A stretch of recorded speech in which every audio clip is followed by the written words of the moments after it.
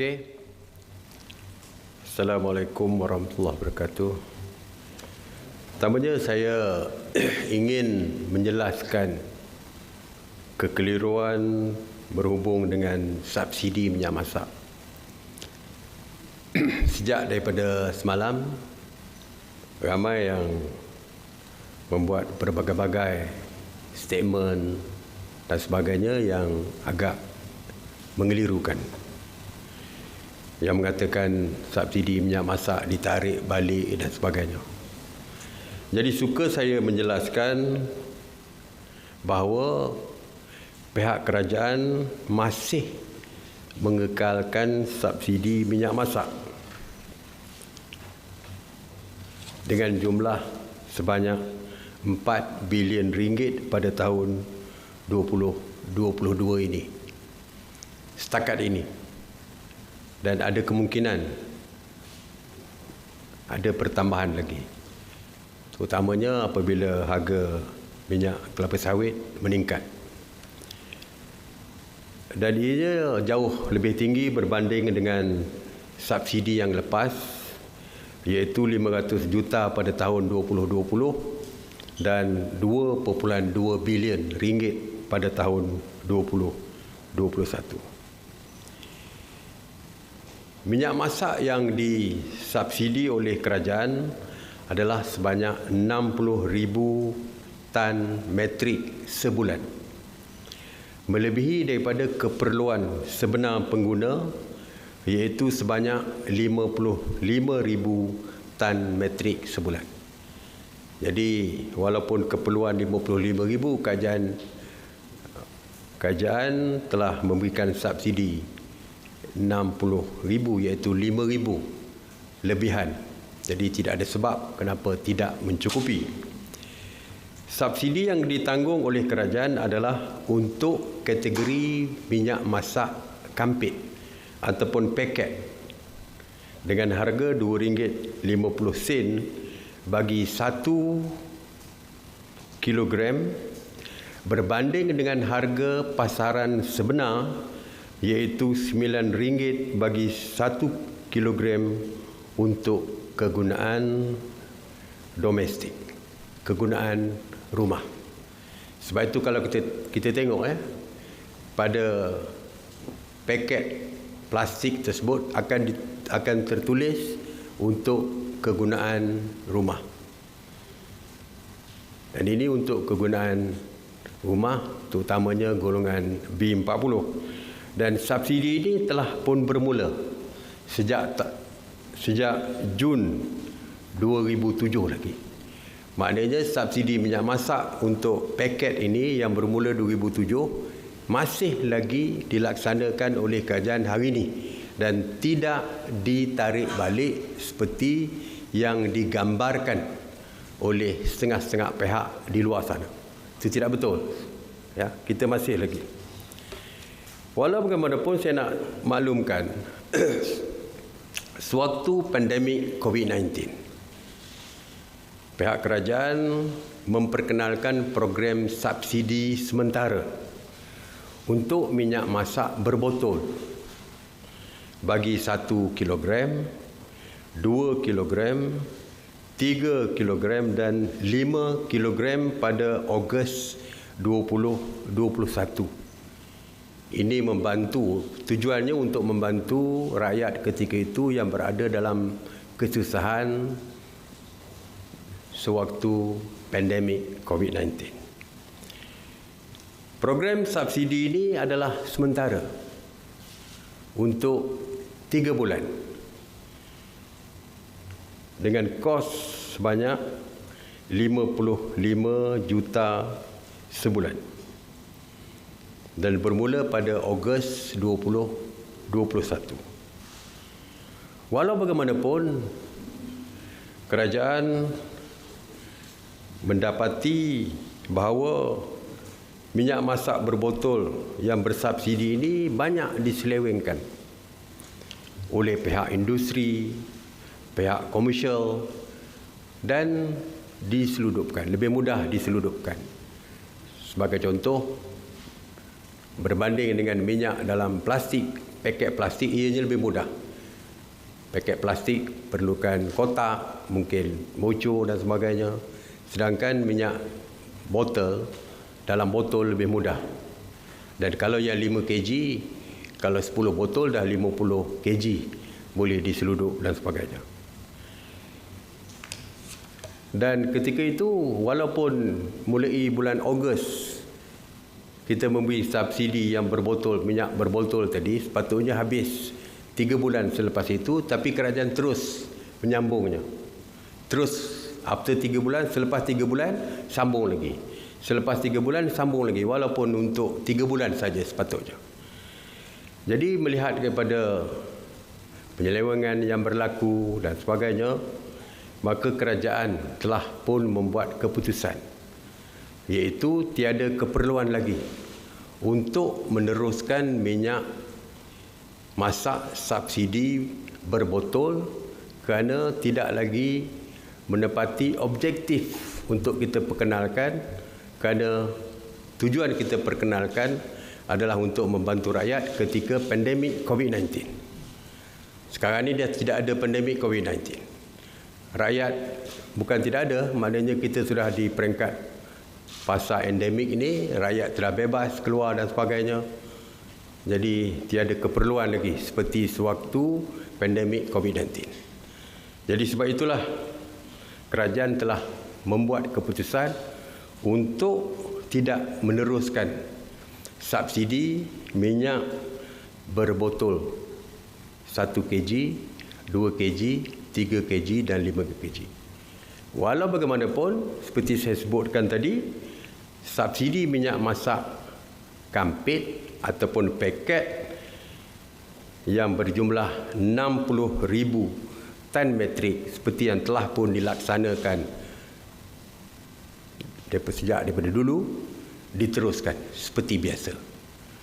Jadi saya harap rakyat, keluarga Malaysia faham tentang perkara ini dan tidak lagi terkeliru seolah-olah kerajaan menarik balik semua subsidi minyak masak. Jadi kalau nak tulis besok, subsidi minyak masak dikekalkan yang melibatkan 4 bilion ringgit subsidi. Yang kedua, pada 1 Jun yang lalu saya telah mengumumkan, oleh kerana pada 1 Julai nanti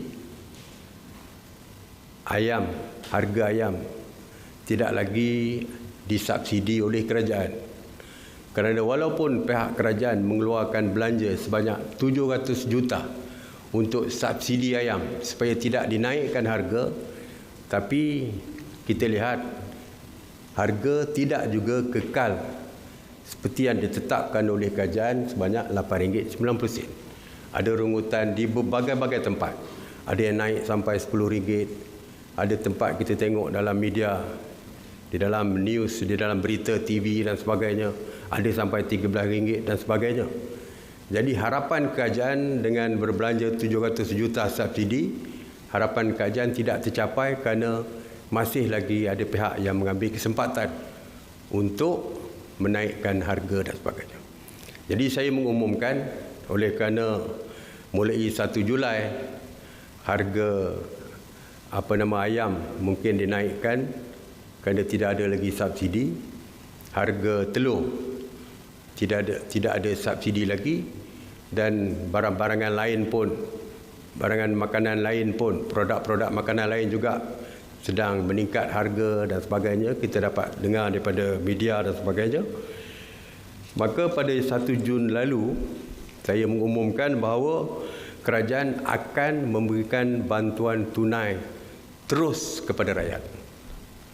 Ini bagi membantu rakyat, dengan bantuan tersebut dapat mengurangkan tekanan bebanan mereka akibat daripada kenaikan harga barang secara keseluruhan, terutamanya harga ayam. Jadi hari ini saya ingin mengumumkan bantuan keluarga Malaysia tambahan, bantuan keluarga Malaysia ataupun BKM tambahan. Seperti kita tahu, BKM merupakan inisiatif bantuan tunai langsung yang diumumkan dalam Belanjawan 2022 bagi manfaat golongan B40. Setakat ini, seramai 8.6 juta penerima BKM telah diluluskan dengan isi rumah bakal menerima sehingga RM2,500 pada tahun 2022. Kita ada 4 fasa bayaran. Fasa pertama, fasa kedua, fasa ketiga, fasa keempat dengan jumlah yang berbeza mengikut kategori.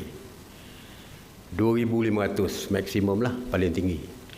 Dan bantuan ini merupakan bantuan yang tertinggi setakat ini yang pernah diberikan oleh mana-mana kerajaan di Malaysia ini.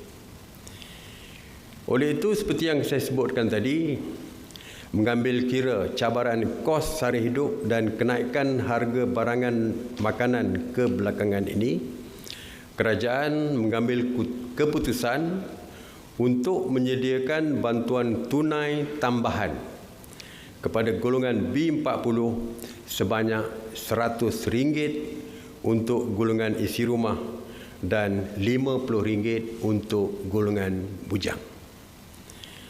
Bayaran fasa 2 BKM melibatkan peruntukan sebanyak RM1.11 bilion dan setiap penerima BKM menerima sehingga RM400. Ini untuk BKM ya. Setiap penerima dengan bantuan tambahan ini, dengan bantuan tambahan yang umumkan ini,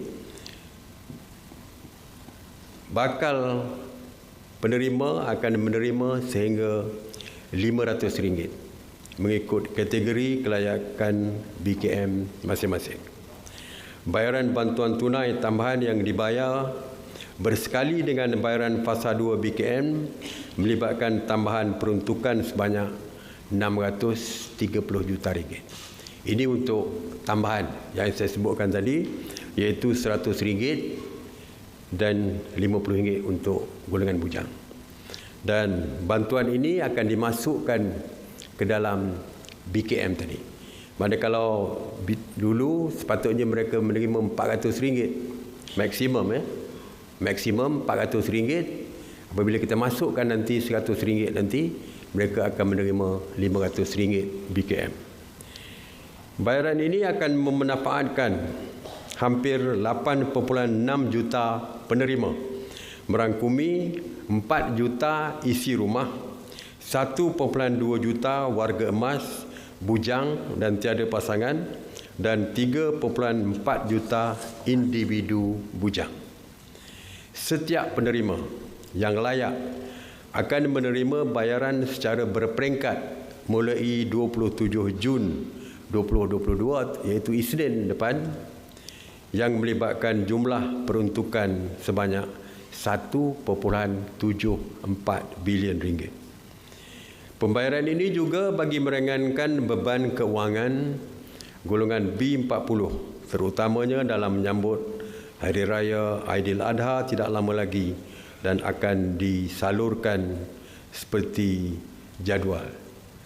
Nanti lihat lampiran, ya, kita akan edarkan lampiran kepada tuan-tuan dan puan-puan, dan semakan status pembayaran boleh dibuat bermula 27 Jun 2022 melalui pautan https://bkm.hasil.gov.my, dan kerajaan sentiasa cakna dengan keperluan semasa, terutamanya melibatkan kenaikan harga barangan keperluan, dan terus komited dalam memastikan kesejahteraan keluarga Malaysia, terutamanya kumpulan sasar. Terima kasih. Alright. Tak ada soalan Clear ya? Kalau clear tak ada soalan, terima kasih banyak.